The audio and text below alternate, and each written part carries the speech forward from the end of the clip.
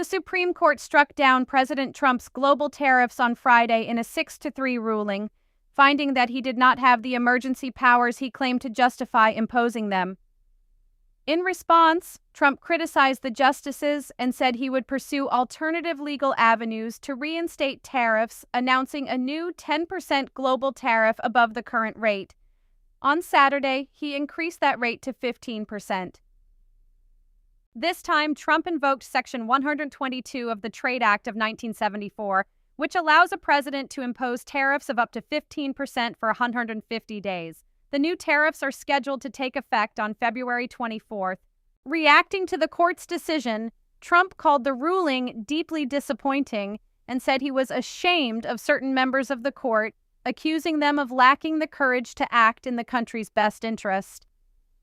He also suggested the justices had been influenced by foreign interests and a small political movement. Shortly after the ruling, Illinois Governor J.B. Pritzker sent a letter to Trump demanding tariff refunds for Illinois families. In the letter, Pritzker called the tariffs yet one more unconstitutional act and stated that if the administration did not provide compensation, the state would pursue further action.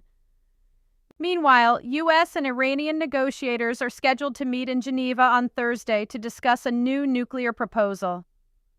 According to Axios, U.S. officials describe the talks as potentially the last opportunity before Trump orders a joint U.S.-Israeli military operation targeting Iran's leadership. The U.S. has increased its military presence near Iran, deploying 2 aircraft carriers, the USS Gerald R. Ford and the USS Abraham Lincoln. Trump's special envoy, Steve Witkoff, said the president has plenty of alternatives, expressing curiosity about why Iran has not conceded in negotiations. In Iran, anti-government protests erupted Sunday on university campuses in Tehran and Mashhad. Students dressed in black to mourn demonstrators killed during last month's unrest. Iranian authorities have reportedly arrested 40,000 people in connection with the protests. Elsewhere, at least 3 people were killed in a U.S. military strike on a boat in the Eastern Pacific.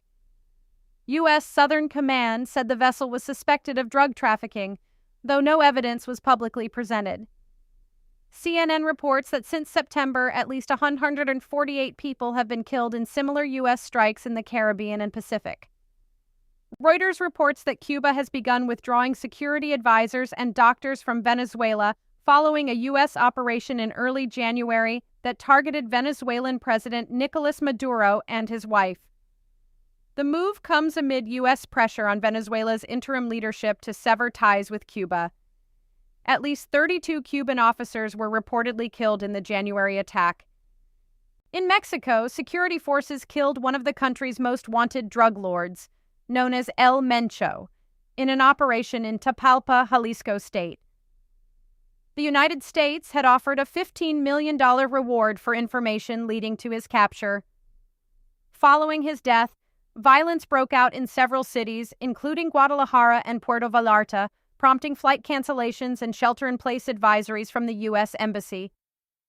In Lebanon, Israeli strikes killed at least 12 people in eastern and southern parts of the country, despite a ceasefire agreement with Hezbollah that took effect in November 2024.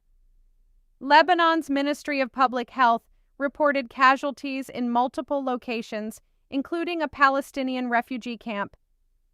The Israeli military said it targeted Hamas, which denies operating training facilities in Lebanon's camps. The United Nations reports that Israel has launched more than 10,000 attacks since agreeing to the ceasefire. In the occupied West Bank, calls for accountability are growing after 19-year-old Palestinian-American Nasrallah Mohammed Jamal Abu Samra died from injuries sustained in a shooting by an Israeli settler. His family has called on the U.S. government to seek justice. The State Department said it expects a full and transparent investigation. Arab and Muslim nations have condemned remarks by U.S. Ambassador to Israel Mike Huckabee, who suggested in an interview that it would be fine if Israel expanded its territory significantly. The League of Arab States criticized the comments as inflammatory and irresponsible. Reporting by Axios indicates that an internal Democratic National Committee analysis of the 2024 election found that Democratic candidate Kamala Harris lost significant support over the Biden administration's Gaza policy. The report has not yet been publicly released. In Britain, 12 activists from Palestine Action were released on bail after months in jail. Their trial is scheduled for April.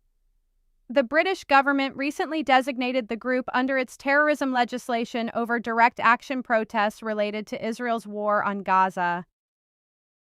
In Texas, new reporting reveals that a 23-year-old U.S. citizen, Ruben Ray Martinez, was fatally shot by an ICE agent in March 2025 in South Padre Island. The incident was only recently disclosed in national media reports. Martinez's family says he was celebrating his birthday at the time of the shooting. A powerful winter storm, described by meteorologists as a bomb cyclone, has battered the northeastern United States, placing more than 40 million people under blizzard warnings. Over 260,000 customers are without power, particularly in New Jersey and Delaware. New York City declared a state of emergency and imposed a temporary travel ban. Thousands of flights have been canceled nationwide. Finally, U.S. Secret Service agents fatally shot an armed man who breached the security perimeter at Trump's Mar-a-Lago estate in Palm Beach, Florida. The suspect, identified as 21-year-old Austin Tucker Martin of North Carolina, reportedly carried a gas can and a shotgun. Trump and First Lady Melania Trump were at the White House at the time of the incident. Please subscribe to our channel for more new updates.